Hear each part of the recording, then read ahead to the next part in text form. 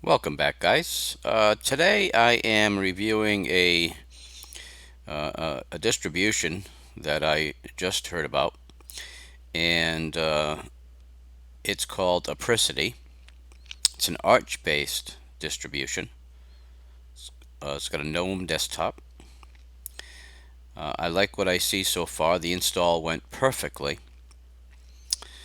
I believe it's using the Calamaris installer, which allows you to select a partition that you want to replace with Apricity. So, for example, I was doing an install on a hard drive that already had multiple distributions. So basically, all I did was I selected the partition that I wanted to replace.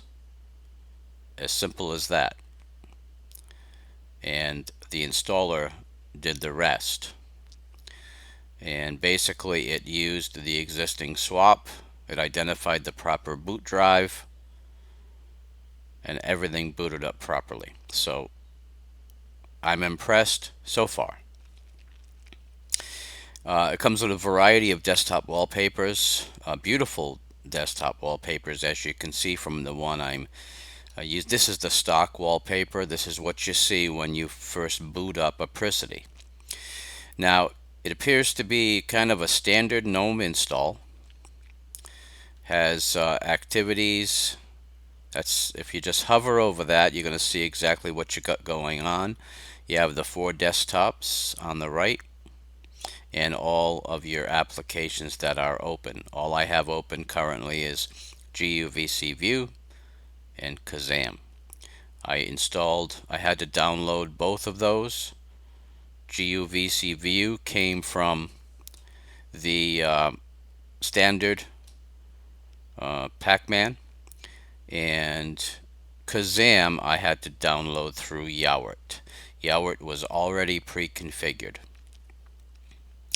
Now, one of the things I noticed about this particular distribution is that it is intended to be a perfect desktop distribution for cloud-based activities.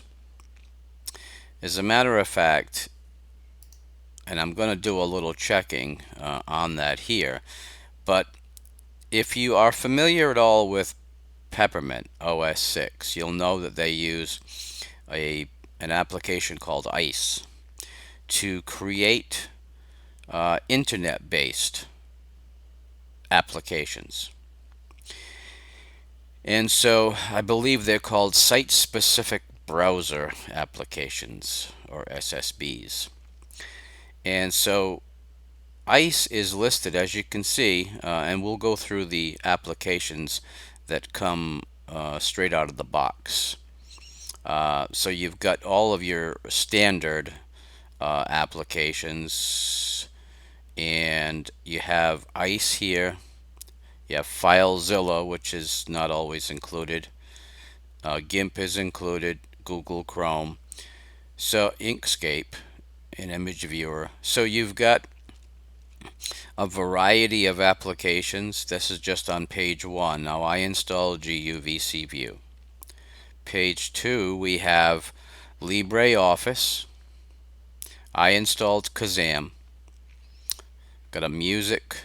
If you have an NVIDIA graphics card, NVIDIA is the settings manager is installed out of the box, so you should have no problem with your NVIDIA graphics card or the drivers. Let's see, there's a Photos app. Play on Linux is installed, and also Steam, which is nice. Got a screenshot. Let's see, print, simple backup. There's your settings app, which I'll come back to. And the last page includes your terminal, transmission, tweak tool, videos, video player. So it's fully functional, full featured, but you can use that ICE application in order to create site-specific browser apps. Now let's take a look. This is the same SSB that Peppermint uses, and basically you create your applications. So for example, if I wanted to create a Netflix application, for example, and I believe, okay, if I remember correctly,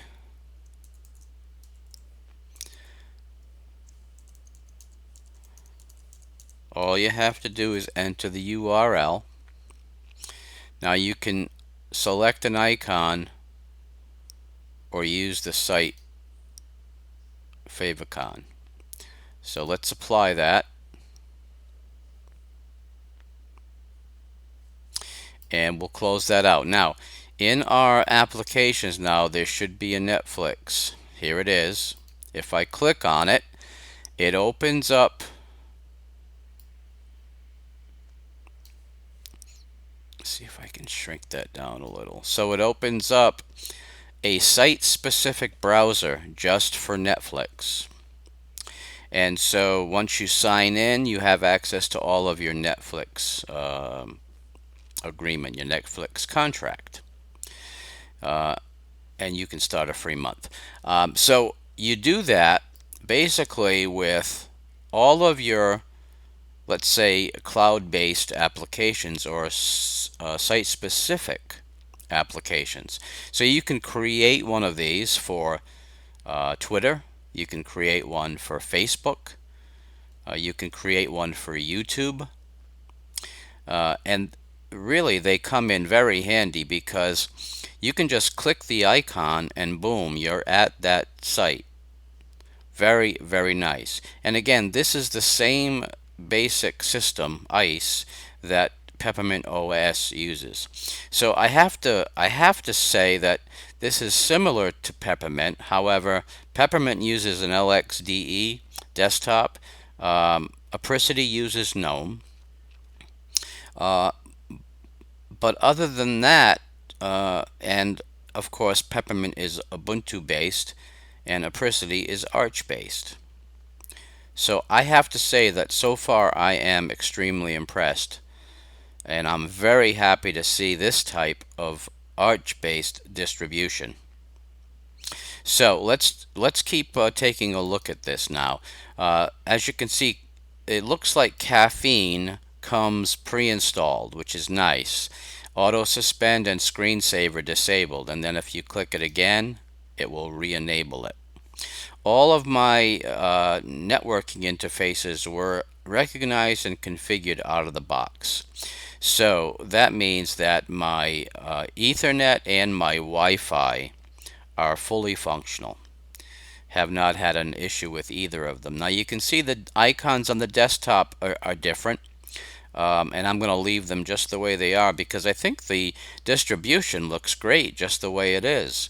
It's got my external drives, trash, and home. As far as if we go back to the applications and we click on one of the configuration applications, let's see, settings. You've got all of your basic settings, nothing unusual, everything is covered. So really, I mean, it's got everything going for it at this point. Let's take a look at the tweaks. Okay, so I am not a huge Gnome fan, but when I do install it to do a review, I like things set up a certain way. So let's take a look here. Let's take a look at the tweak tool. So this is your standard Gnome tweak tool. You can change to a global dark theme. You can change your themes, your icons, your cursor, your shell theme. You can enable animations. You can select the icons that you want on the desktop. You can eliminate icons altogether on the desktop. all of the extensions, for example, applications menu, I like to have the applications menu at the top of the screen. So there we go. All of the applications by category, they're all there. It's as simple as that. The bottom panel, I'm not going to activate the bottom panel, although I usually do, but I like the way they've got the dock set up at the bottom. Caffeine, as you see, is installed. And let's see what else we have. Media player indicator. Places is up in the top left. I have a removable drive menu right in the top right. Let's see.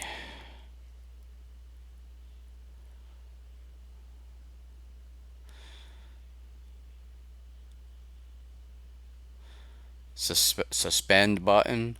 Top panel workspace scroll. Lots of configurations already default out of the box. And let's see, user themes are enabled.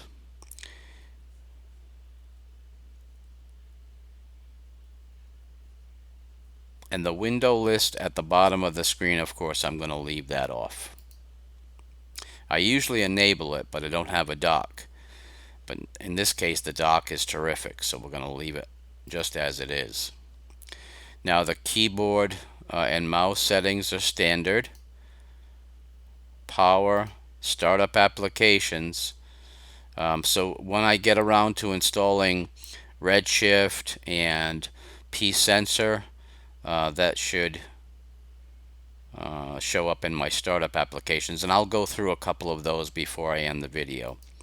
The top bar, of course, is showing the applications window, and I can show the date right over here. Now normally on a standard Gnome install, I believe that's in the middle, but we're going to leave that just the way it is. The key sequence to kill the X server is disabled. I usually like to enable that. Control Alt Backspace. And Windows minimize maximize, they're already enabled in the top right, as you can see. Workspaces, it's static with 4. I don't usually use that feature, but I'll leave it alone for now. And I think that was the only tweak. Yeah, that's the only tweak application that is enabled right now. Now what we're going to do is we will go through a couple of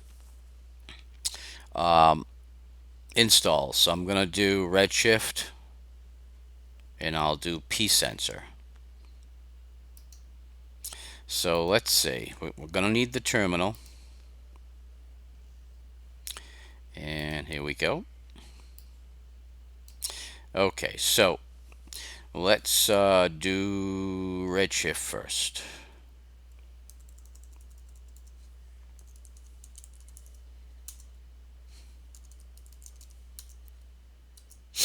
And this normally doesn't take long. So Redshift is installed. Now the nice thing with most Arch-based distributions is you don't have to configure Redshift for your geographic location. It usually does it for you. So let's see what happens when I locate Redshift and click on it. And there is Redshift. Now as you can see, Redshift showed up in the top of my screen. Okay, so it did not get, evidently GeoClue may not be installed. Either that or GeoClue has an issue with their server right now. So now it did not take. So what you can do, let's see if I can set that up using the start menu. So let's see. Don't know if there is a start session.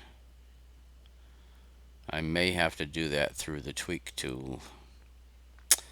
So let's bring that back up. Let's go to our startup applications. There is Redshift. It's listed, but it's not configured properly. And it doesn't look like there is an option here to configure it. So I'm going to have to find out where that configuration file is and see if I can modify that manually. And I'll try clicking on that one more time.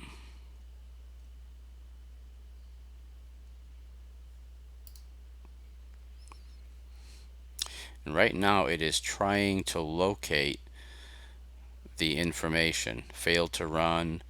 The provider is GeoClue. Geolocation disabled.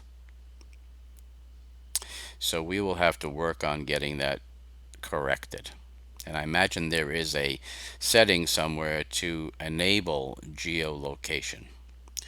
So, and that's the first time I've seen this come up, so we will want to put it for auto start. Take a look at the info. As you can see, it doesn't have any location, and it doesn't know what time of day it is. So we're going to have to work on that. There should be a configuration file. Let's see.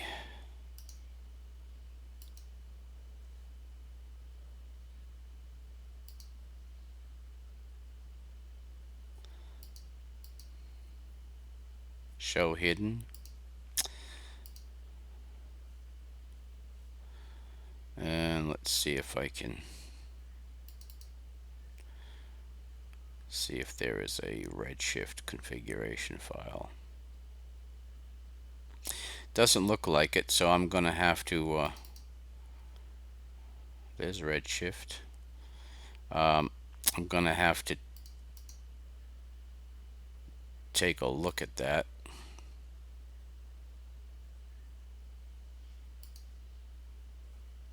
And that just enabled it. So let's see if we can close this out for now. Okay, so that'll have to be configured later. And let me go to pSensor.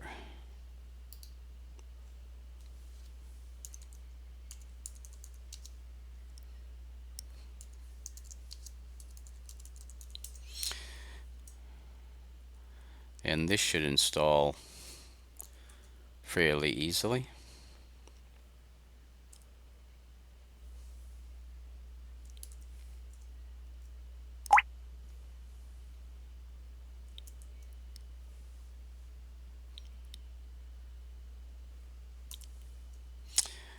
Okay, continue building, that's yes.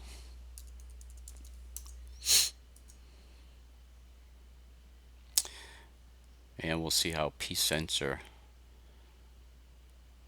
configures itself, see if that works fine.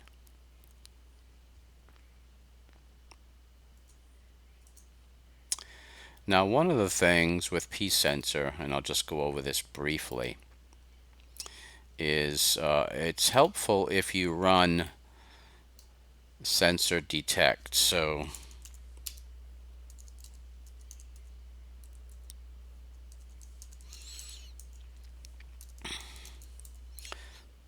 and this should go through and basically it asks you to agree yes or no on scanning your controllers and your sensors within the system. So I usually say yes, but on this one here I stay with the default no. So anything that's yes, I I say yes, and anything that's no, I go with the defaults. Okay, and then bring up the sensors that were configured. So now, if I take a look at P sensor,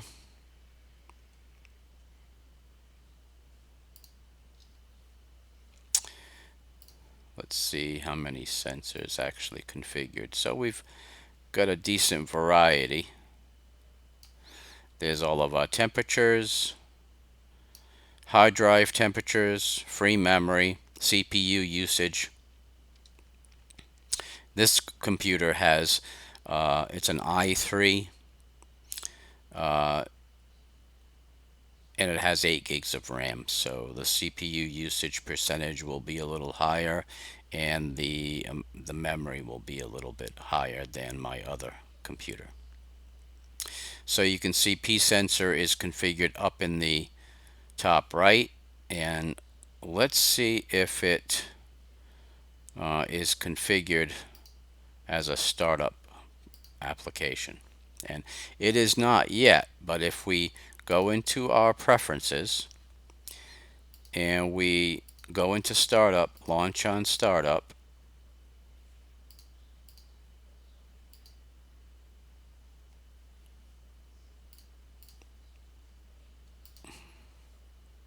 then it will launch on startup. It will be up there automatically. It will be listed in the startup applications. Okay, so the browser is Google Chrome, and one of the reasons is that ICE, the program that creates the site-specific browser apps, works best with Chrome or Chromium. So I will go through setting up one more site-specific application with you, just to give you an idea of how to do that. Now, what you'll need is you'll need to click on ICE, name your application. So let's say we want to do YouTube. Okay, so now we need to type in the address.